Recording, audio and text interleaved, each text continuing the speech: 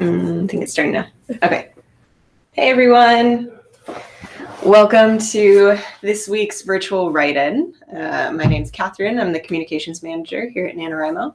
And my name is Helena. I'm the spring intern. So welcome. Camp NaNoWriMo is starting soon, next week, right? In a few days. Yeah. So Camp NaNoWriMo is starting soon. We're here just to help you get your projects ready and start thinking about what you want to write about. Our theme today is shaking things up, which is kind of funny. We had a little bit of an office shakeup just now. Tim, if you guys know Tim, got stuck in our closet downstairs. So yeah, we just spent the last hour trying to get him out. Yeah, so that was kind of novel fodder all in itself. But yeah, I see some people are here. So hey to everybody who's watching. Yeah, should we just dive into it? I feel like my brain is a little bit shaken up from like trying to get Tim out of the closet. Yeah, it was so suspenseful. Like we almost got him out and then it didn't work, and then we almost got him out again. Shoving wires and credit cards through the door. Yeah. So for the first sprint, it's going to be a literal shakeup. So just add an earthquake to your story. And it can be anything earthquake related, like a memory of an earthquake, or like a real earthquake, your character experiences, or an earthquake around the world that maybe your character hears about on the news, or be a metaphorical earthquake. Yeah. Who knows? Or an earthquake that you thought was an earthquake, but is really just like a big truck rolling by or something. Yeah. So we have 5 minutes for this. Yeah. So this is 5 minutes. I have a timer here. Okay. Yeah, and just a reminder that if this prompt doesn't fit in your story, or if like, oh, that doesn't really work for me, you don't have to use it, but just try to write as many words as you can in 5 minutes. All right, ready? Ready. Okay, let's go.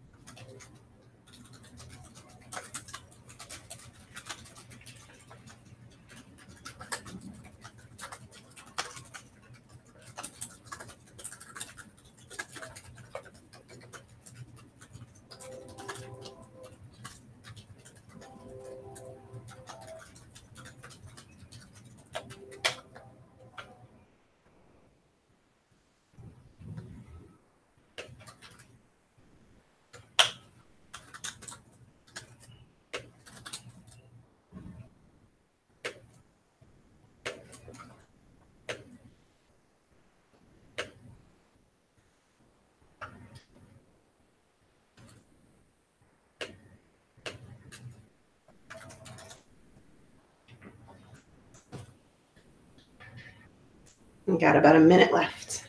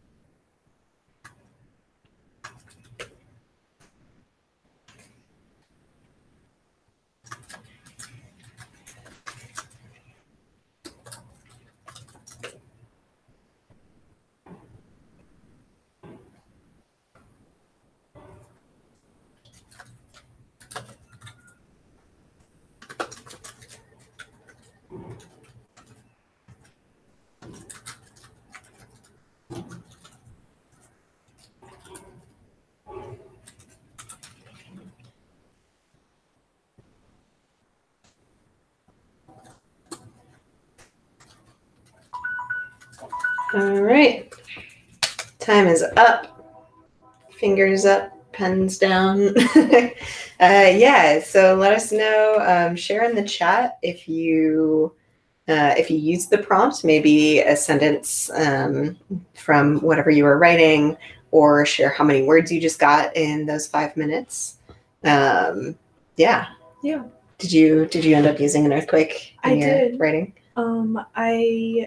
So I started off with some characters, and then I was going to add an earthquake, but I couldn't figure out how to transition, so I skipped to the middle and just went for earthquake. That works too. Yeah.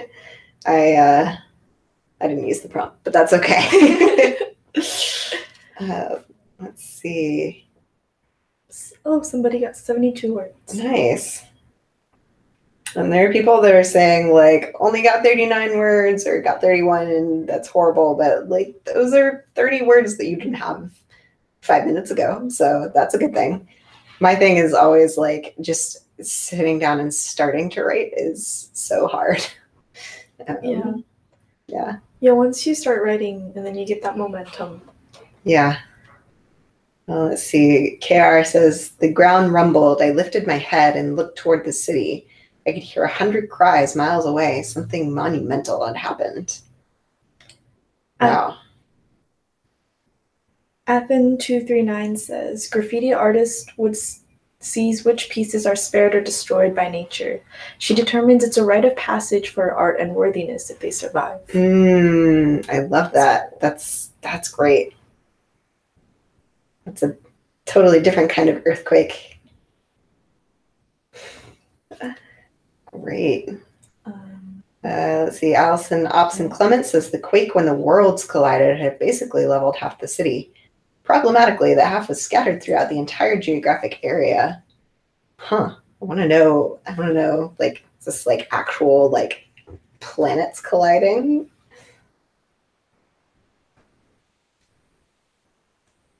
Karen Rubio got 99 words. That is not abysmal. That's really good for 5 minutes, I think. But I typically write by hand, so I usually write slower, but yeah. Awesome. Should we? Oh, right. So it was Pride Month, or it still is Pride Happy Pride Month for the next, what, like 2 days? No, 5 days. 5 days. We got time. I don't know what time is right now. But yeah, it was Pride Month. It was, we just had the Pride, celebrations in San Francisco this past weekend, which were fun. But yeah, we wanted to just take some time and talk about that and have it be a great thing, like a great celebration. One of the things we were talking about in the office that we would love some more input in, and because we always want to add to our reading lists, are what are some of your favorite books starring LGBTQ characters or written by LGBTQ authors? So we have a couple. We got some input from around the office for people's favorite books.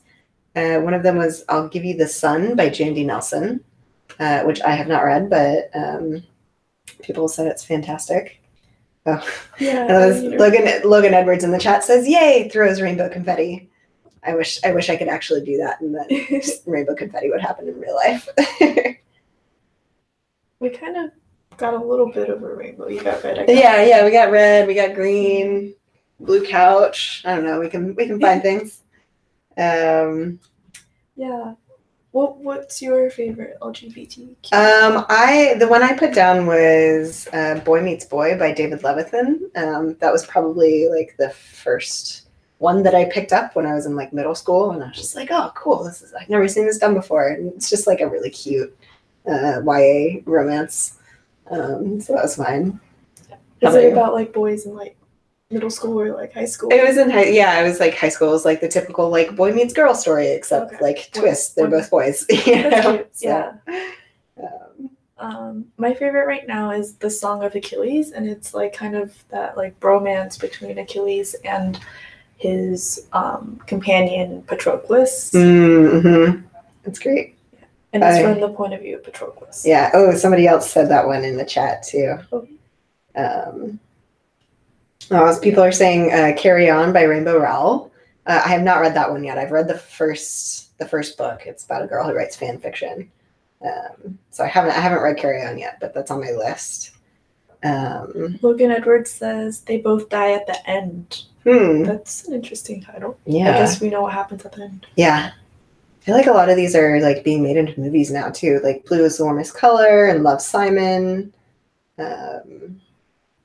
Yeah, these are great. Somebody says The Foxhole Court, which I've never heard of, but sounds really cool. Another Love, Simon. Yeah. We Are Okay by Nina LaCour. There are also a couple of, so I don't know if you guys know this, but we have camp counselors. We partner with published authors every camp session, and they'll kind of have a week. They'll each take a week during July and kind of give daily advice on the campsite and be around on Twitter to answer your questions. But they're really cool. But one of our camp counselors, our first one actually next week, is Claire Can. And she has a book that just came out called Let's Talk About Love. And that has an asexual main character who's trying to juggle her relationships. So that is also one that I have not read yet, but like definitely on my list. And because Claire Can is really awesome. Yeah. Yeah, so many books to read now. I know. My to-read list or my to-read shelf is like always just totally full and like keeps getting longer. Awesome. Oh, this is so great. Oh, The Sleeper and the Spindle by Neil Gaiman. Okay, I could go down this rabbit hole forever. Cool. Yeah, I would literally just like sit here and talk about books that we can read for the entire time. Great, but yeah, one of the things we were kind of talking about is we were talking about Pride this month and sort of what that means, and especially in literature is like kind of a chance for people whose voices aren't heard very often to have a say and to get their voices out there. So do we want to jump into the next prompt? Did you say you're going to do? No, I was going to do this one. Yeah. I was going to do this one. Okay, sorry. Yeah, so kind of on that note of just like having your voice be heard, our next prompt for our next writing prompt is going to be 10 minutes. And I think I realized looking at the chat, I don't think we kind of skipped over what a virtual write-in was when we introduced it, but if you're new, if it's your first time trying one of these out, basically we give you some writing prompts, usually for 5 or 10 minutes. You have the option to use the prompt or not, and you just write as many words as you can. We call it a word sprint. And at the end, we talk a little bit about it, share some stuff, so that's fun. But so our second prompt is going to be 10 minutes long. And this prompt is, what is one of your character's most deeply held beliefs? So give them a passionate monologue to voice their support for it and try to change another character's mind. So this could be for anything. This could be for like some really big, super important thing, or it could be like they're really passionate that you should drink iced tea instead of coffee, like, you know, something like that. But again, this sprint is optional if you want to use it. And this could be a fun chance to work on dialogue too. If that's something you like doing, or if that's something that you're scared of doing, try writing this monologue in your character's passionate voice. So I'm going to set the timer again here for 10 minutes, and let's go ahead and start.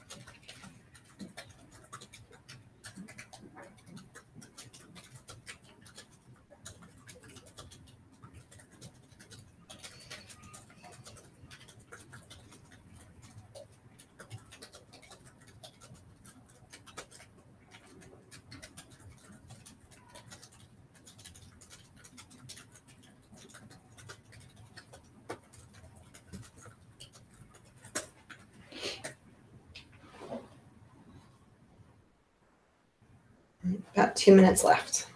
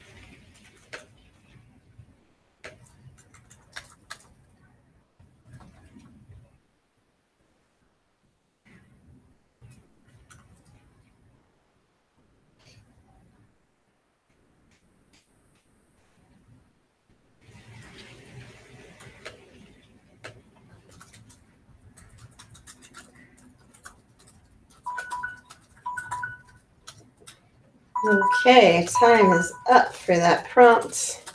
No. No. Go ahead and again drop in the chat if you used that prompt.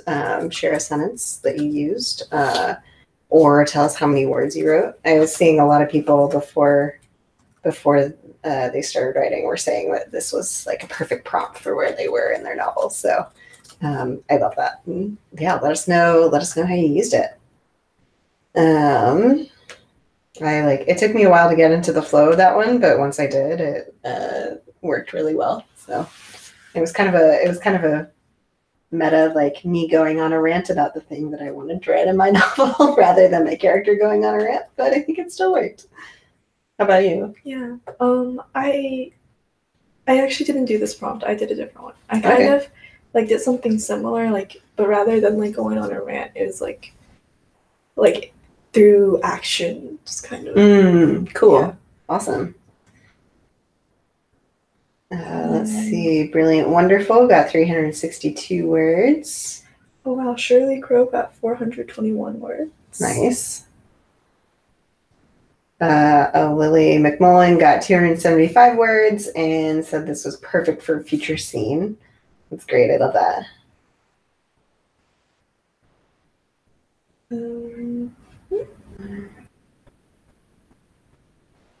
Daryl needs coffee.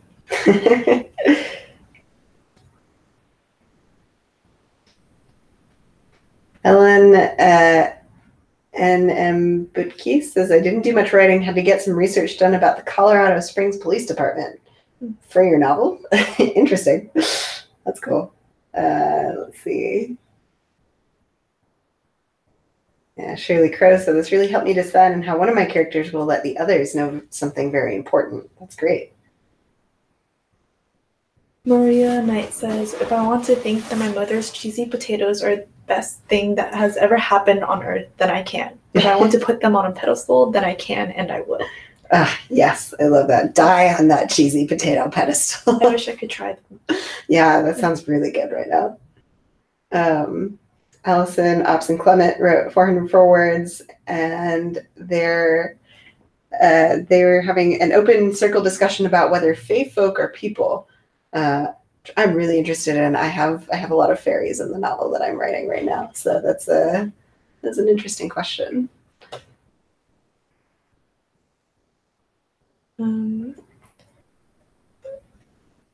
Let's see. Isaac Butler wrote 189 words, and their favorite sentence is, A victory won at the expense of your teammates is no victory at all. It's just continuing sorrow till peace is achieved, or all is lost to sorrow. Nice. Rain says, but I beg you to see the cracks in the system. I wonder what system that is. Ooh, I don't know. I wonder what the cracks are. Great. Awesome. The thing about like reading sentences that people share is I'm always just like, I want to know more about the world, you know, want to know more about what's going on in the story. Cool. All right, awesome. Wait, sorry, this one's kind of funny. Bat's rule says wedgies are the worst. Oh, that's the cracks in the system.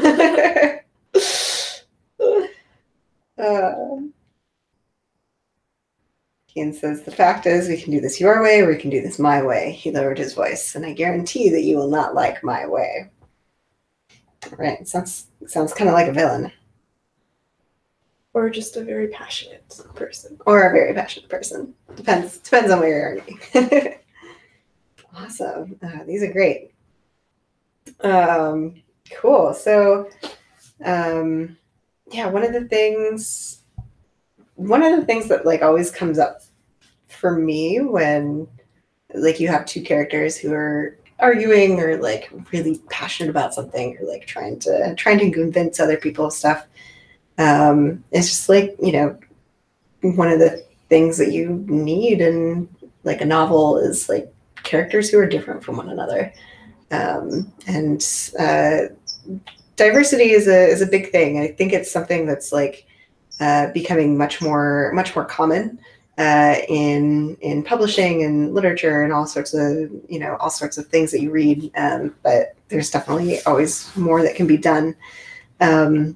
But it's something that I struggle with, and a lot of writers that I know struggle with, is kind of how do you write really diverse characters, people who have different kind of backgrounds, like ethnicity, gender, race, sexual orientation. Like, how do you get people who have such different traits, especially if you personally haven't like lived through any of those, or if you don't have that experience? So we kind of wanted to open up our next discussion about how, you know, the things that you use to help you facilitate that, of creating really believable, like real, well-rounded, sympathetic characters of different kinds of backgrounds. And I would love to hear your input on this too. If you have any resources or things that have really helped you out, to drop them in the chat. We came up with a few when we were kind of talking about this earlier. Let's see, where's my list? Yeah, here we go. So we were just kind of talking about like what are some good resources to write unique or different or diverse characters in a respectful way. And one of the things that came up is I don't know how many of you are on Tumblr. NaNoWriMo has one. I have a personal one. I love the Tumblr community. But there's one called Writing with Color. And I'm going to drop the link in the chat here. And that's a really great resource. The people who run that blog come from many different backgrounds, and you can basically write in and be like, hey, I'm writing about this thing in my novel, or like, this is the character that I have. Is this a respectful way to deal with this community, or is this a realistic way to deal with this thing? And they have people who will write back and say, oh yeah, this is great, or you might want to try something different. It's really great to get feedback from folks who are different than you. I don't know. Yeah, and something like that I find like super helpful too is just to like talk to your friends, like talk to other people, like your classmates, and just to like ask them like what their experience is and like how, and like you can share like how are yours different, because it's like really hard just to know, like, because we're so, I guess, like used to like our own like experiences that it's hard to imagine like what it would be like for someone else, and For sure. you really should just talk to people. Yeah. Bat's Rule also said a great thing that diversity about disability seems to be left behind a lot, and that's so true. I think that's one of the things that does often get forgotten in discussions about diversity. So if you have any resources about like writing or interacting with creating more characters who are, you know, physically able and have a diversity of that, that would be great. Let's see. Yeah, Cookie Kaiju IRL says more books with disabled characters. Yes. Yeah, Shalina V says yes. Talk to diverse people. Please don't guess. Kelly Angel has an idea for her next blog post. Oh, great. Awesome. Yeah, and we had a couple other things. So the other thing you can do, so yeah, just like asking people, talking to people about their experiences, you know, asking if they'll share or if they'll give you feedback. Getting beta readers, if you're at that point, if you have a draft and you need people to read it, but getting beta readers who have had that experience and taking the feedback that they give you seriously can really, really help. I'm going to drop another link in here. There's a site called Write in the Margins that you can get basically sensitivity readers, people who have had, you know, from diverse backgrounds, who have had different experiences, who can read your story and give you some really great professional feedback.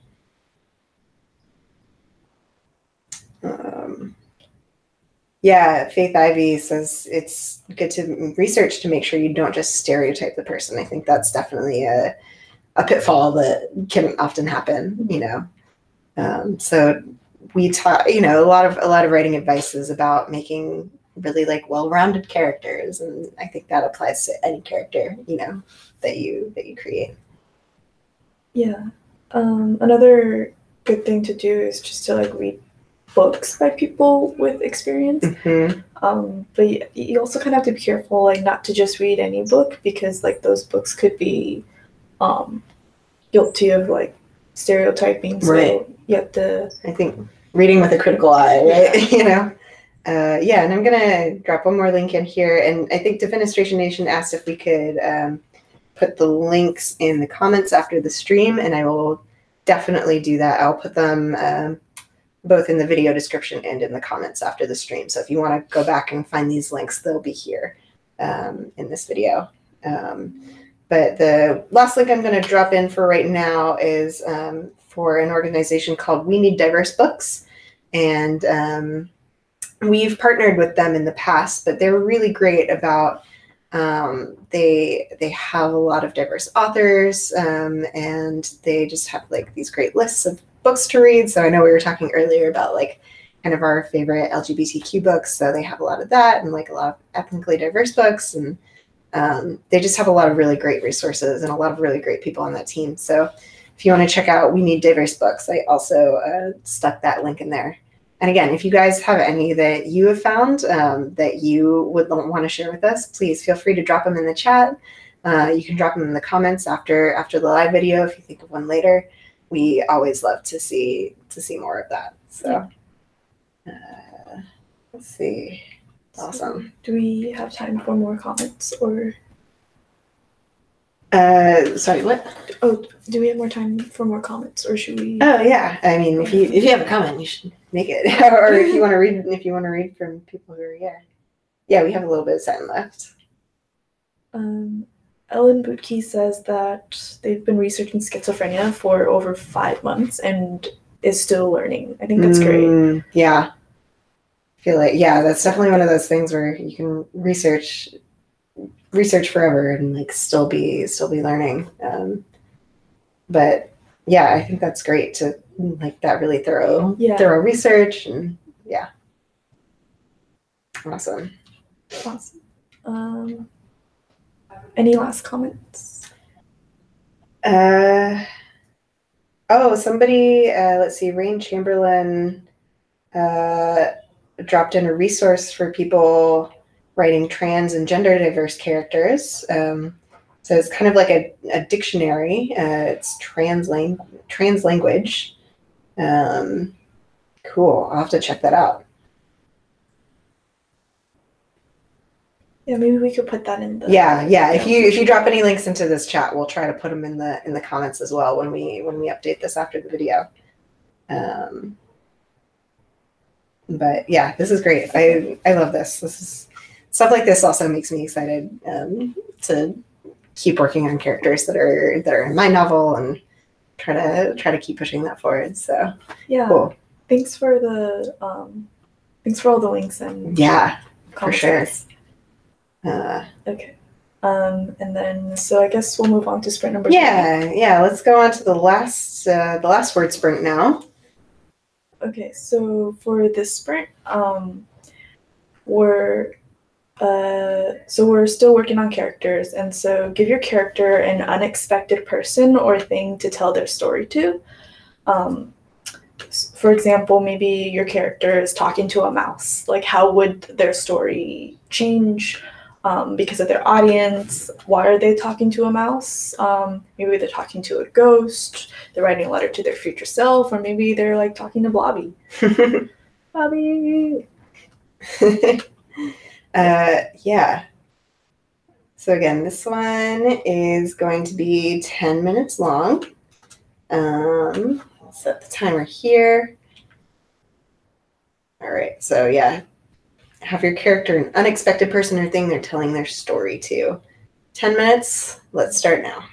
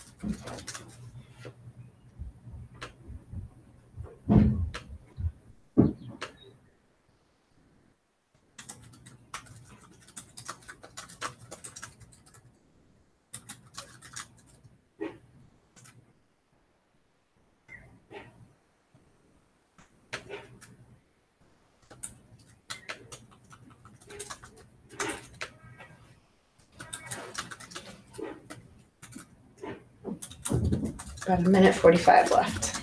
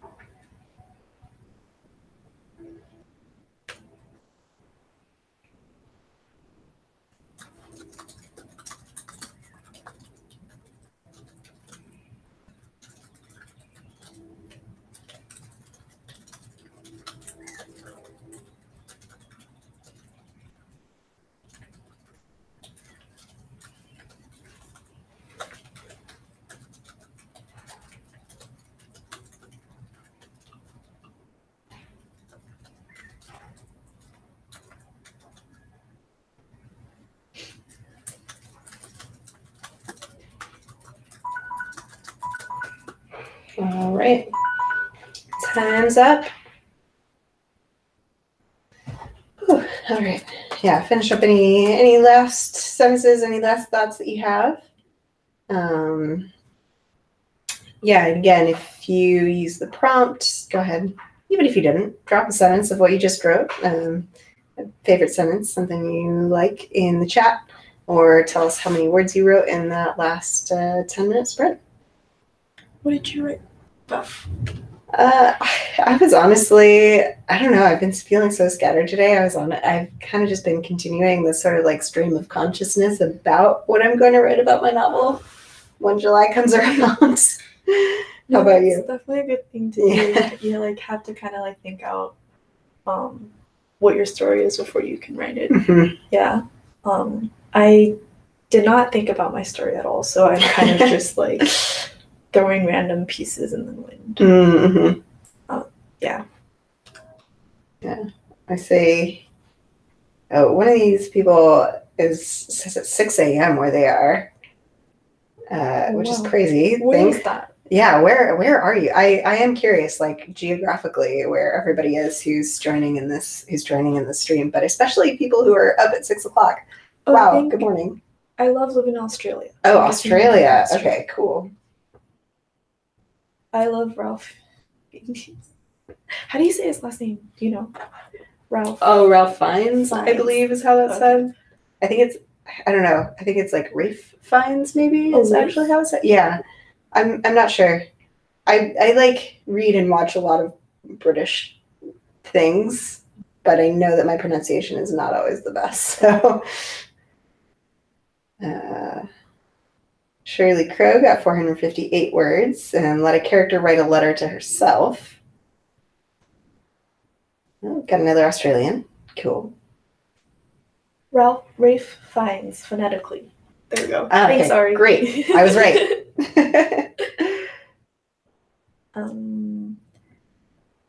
See, Pamela says, "Now then," sighed the captain, stacking the papers neatly before leaning back in his chair. "Would you like to tell me the whole story of how you ended up floating in the ocean like a dead fish?" Nice. Reminds me of, what's that one? The guy who wrote Call of the Wild. Oh, Jack London? Yeah, there's like a Jack London story about a writer who like ends up in the ocean or something. Oh, I don't know. I haven't read that one. Oh, I can't remember what it's called. But if anybody knows, it's good.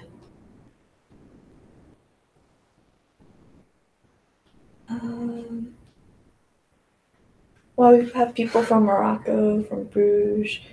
Yeah, cool. England. Norway. Awesome. North Carolina. I love this. Glasgow. Yeah.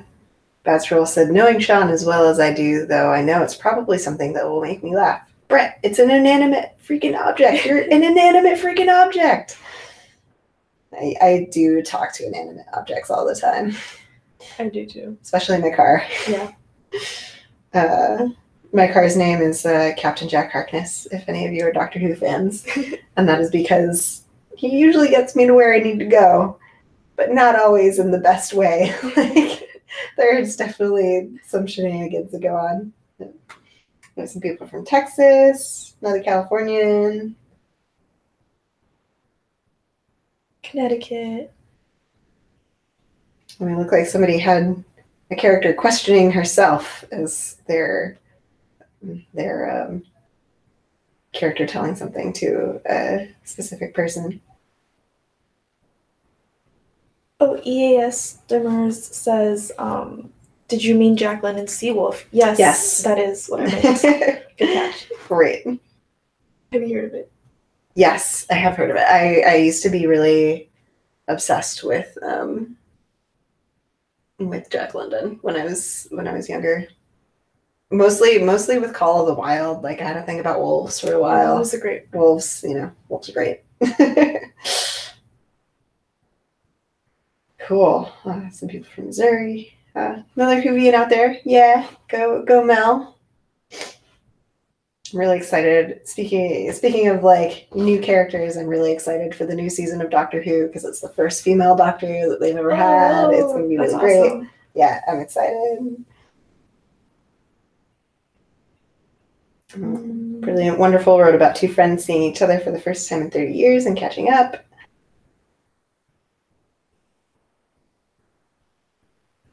Ari asks, what writer hasn't had a wolf face? Yes, so real. So real.